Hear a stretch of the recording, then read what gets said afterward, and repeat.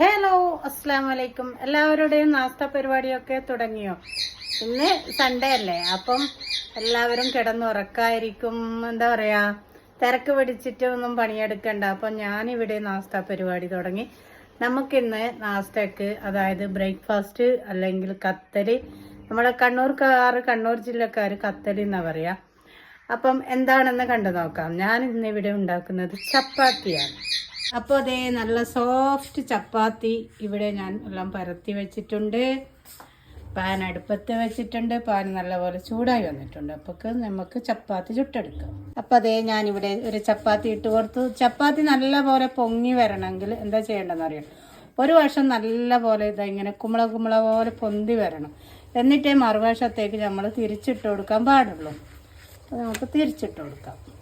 അങ്ങനെ 2 പ്രാവശ്യമേ തിരിച്ചും മറിച്ചും ഇടാവും. അപ്പോൾ നല്ല പൊങ്ങി നല്ല സോഫ്റ്റ് ചപ്പാത്തി ആയി കിട്ടും.